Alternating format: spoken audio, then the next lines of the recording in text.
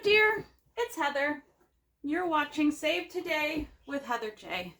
I am somebody who has spent her entire adult life living paycheck to paycheck, one step away from financial crisis. And I'm trying to change that by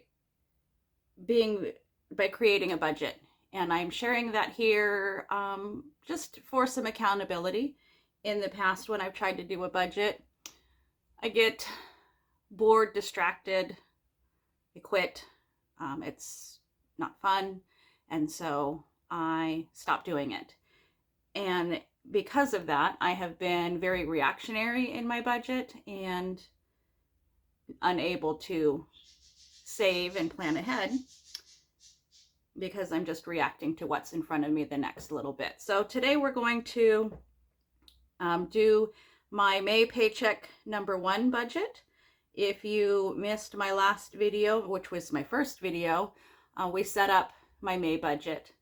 And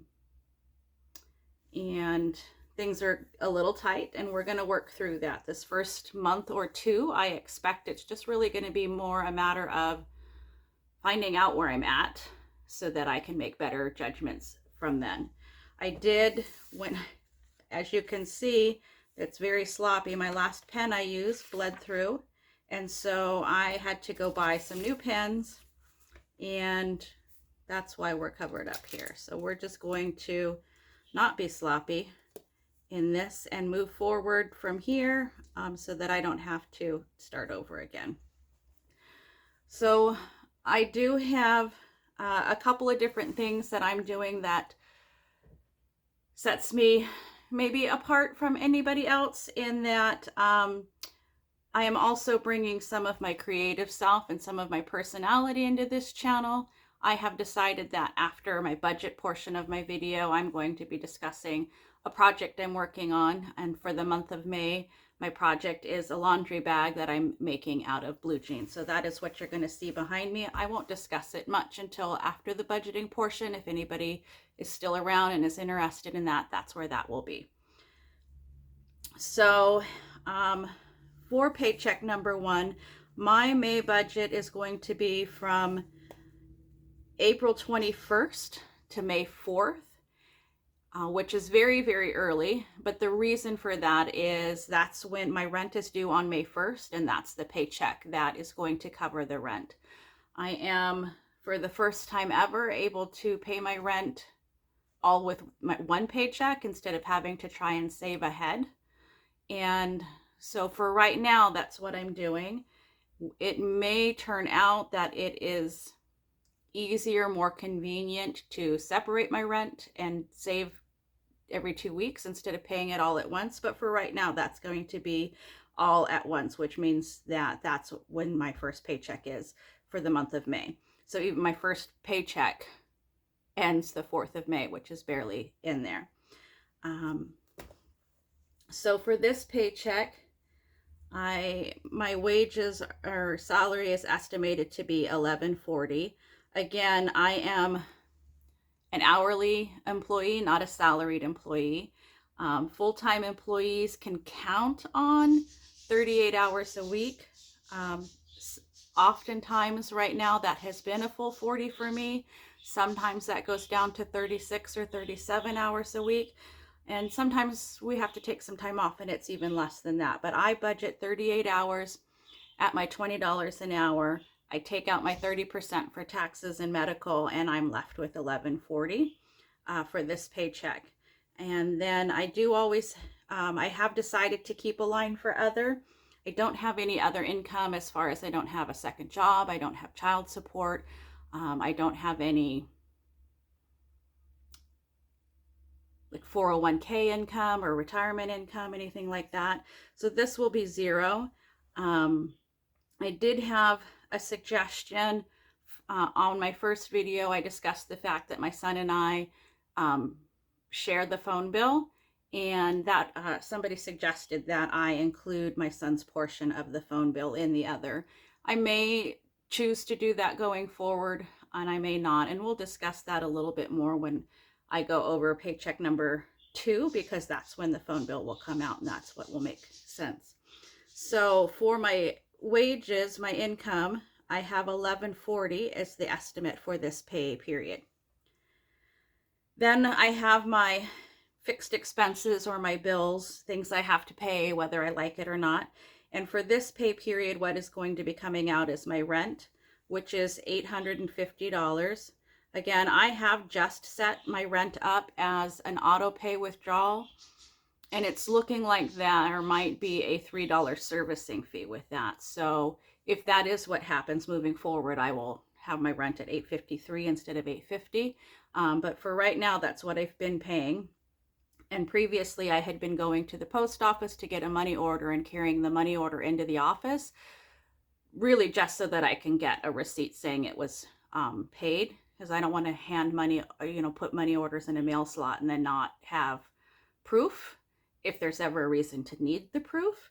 But in doing so, I oftentimes take a long time to get to the post office, and then I take a long time to get to the office.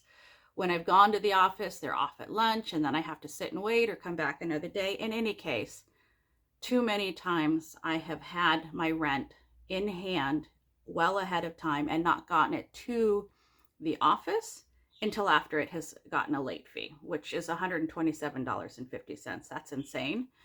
And that's what has happened more than I would like to admit. So it's set up on auto pay. I will take that $3 and not in order to prevent the $127.50. So my second bill I have here is for U-Haul. I did touch on the fact that I recently moved out of state to where I currently am. And this time when I moved, I chose to put all of my belongings in U-Haul boxes and storage and have the boxes shipped to me when I was settled. At the time I was leaving, I wasn't 100% certain where I would be going, where the rent would be. I didn't know how long it was going to take me to find a place.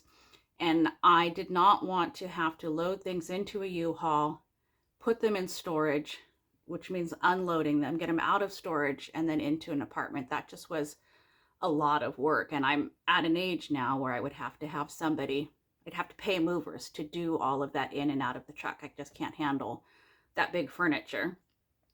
And so that wasn't really very feasible. That was going to be extremely expensive. So I chose to load them in U-Haul boxes and have them shipped to me. Well, it turns out that the shipping fees are based on the diesel gas prices. And when I called to get a quote, because I thought I was ready to get my stuff sent to me, it was going to be $2,667. That's insane. So they've just been in storage until I can get that saved up and set aside and can have that shipped to me. Again, keeping in mind, I still have to have movers to unload that, which would be an additional fee. So all that to say, my U-Haul, all of my belongings are out of state in boxes, and I pay a rental storage fee for that. I have 3 boxes at $97.99 a month. 2 come out on this pay period, which is $195.98. 1 comes out on a different pay period, and that is based on when I had them delivered to my house to fill them up. So that will be coming out this pay period. And then I do have 1 credit card that I'm paying on. That credit card takes $100 out every paycheck. And then my last payment on that credit card is going to be the very first paycheck in June, which I think is the 2nd of June is that payday. And that one is actually only $26 and change. So I have 3 more payments of $100, including this one. And then that is done. And that is a payoff. That is a credit card that is now closed, and I'm just paying off what I owed on that. So for my bills for this pay period, I think I did that wrong. Nope. My bills come out to more than my check did. $1145.98.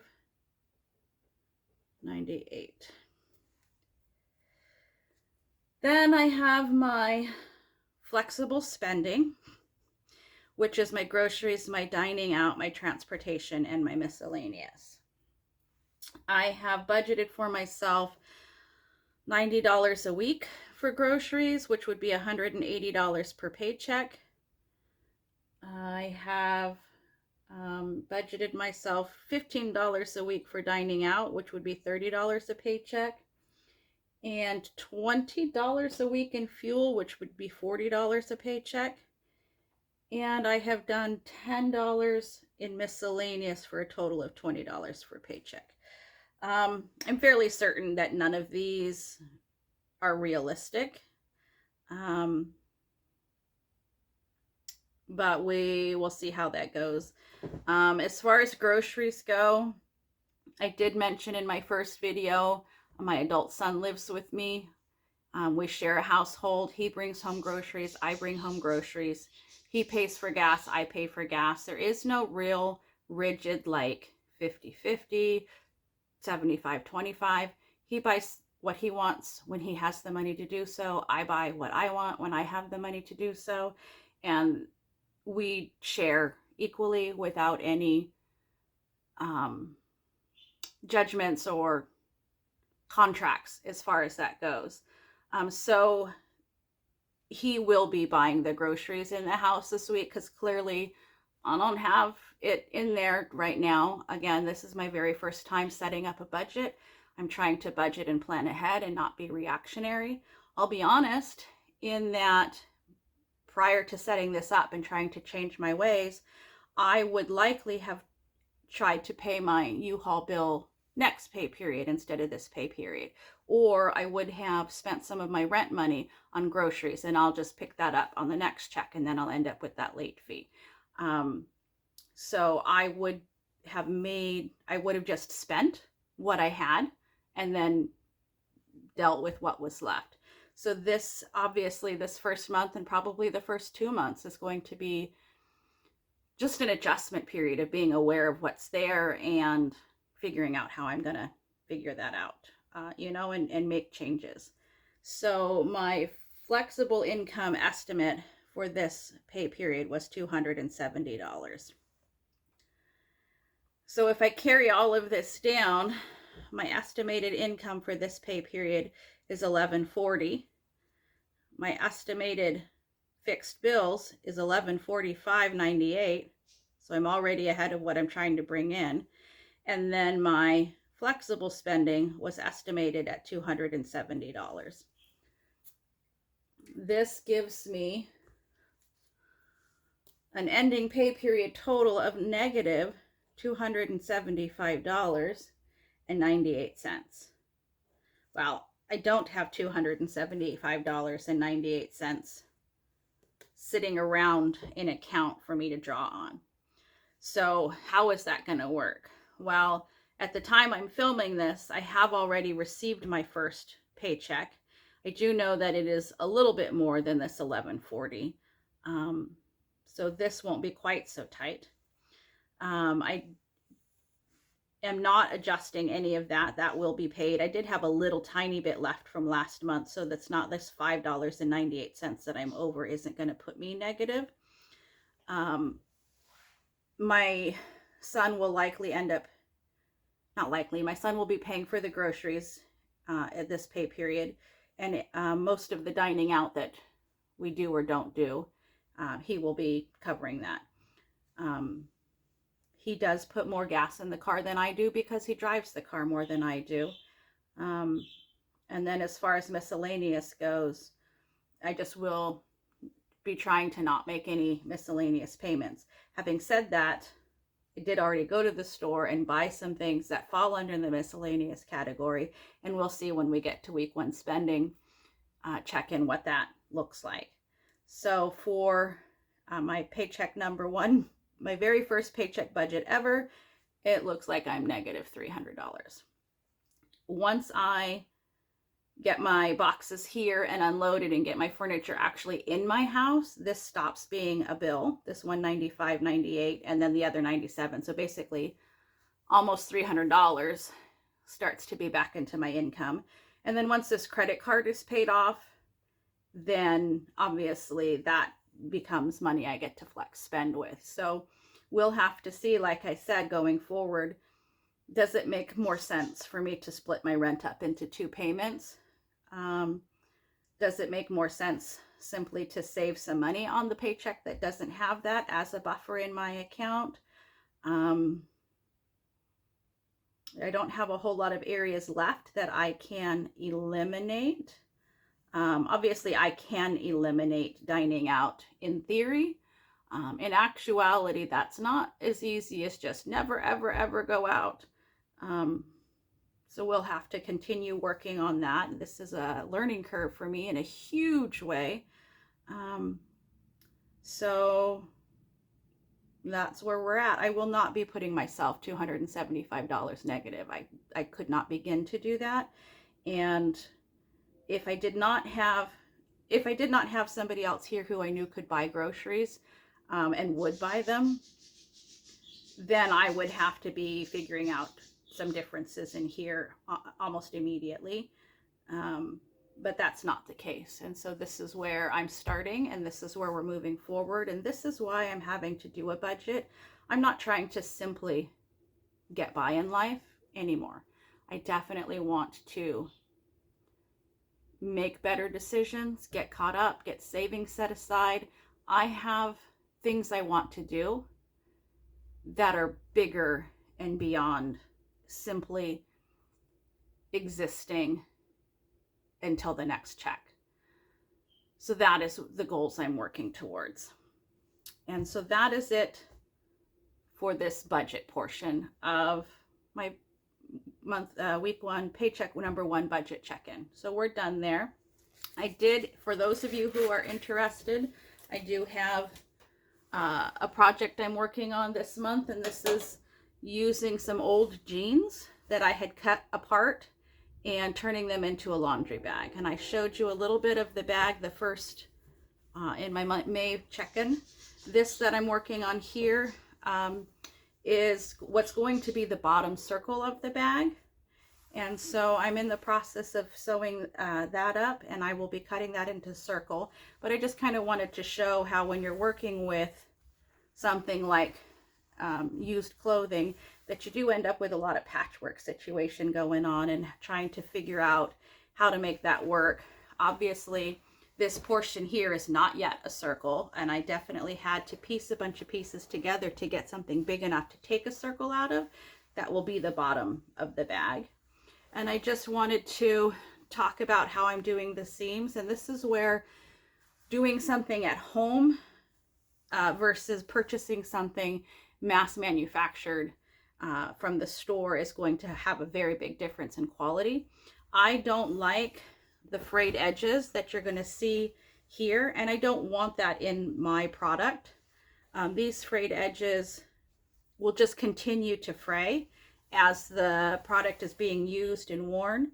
So what I have done is I have sewn each seam together, and then I have resewn it, folding it out and under. So I'm trapping all of the raw edges up underneath here. This is not something that you would get in something mass manufactured. This is something that takes probably 3 times the amount of time to do, because I'm sewing it in half, and then I have to iron it open and then fold the edges under and baste them. As you see here with this red thread, I have basted all of these down, and now I have to go back over it with a double needle and then restitch it. So this is going to, at the very least, triple the amount of time it's taking to get this kind of quality seal on the edges. And it's completely not necessary for the initial use of the product, but it is going to be necessary for the long-term durability of the product. And so that is what I'm working on right now, is getting this bottom portion ready. I will be then cutting it out of a circle out of it and stitching it to the bottom of my laundry bag here. This laundry bag will also be lined. Another reason why this quality deep stitching isn't going to be necessary for something that's mass manufactured, because first of all, they wouldn't line it. That's extra cost. And secondly, they would just stitch it together using a serger or whatever they have that's the best for a raw edge and leave it at that. So then these seams would be splitting. But anyway, that is it for this portion of my craft. And we will see you next time. I thank you for joining me today. Have a wonderful afternoon wherever you are, and whatever you're doing, please have fun. Thank you.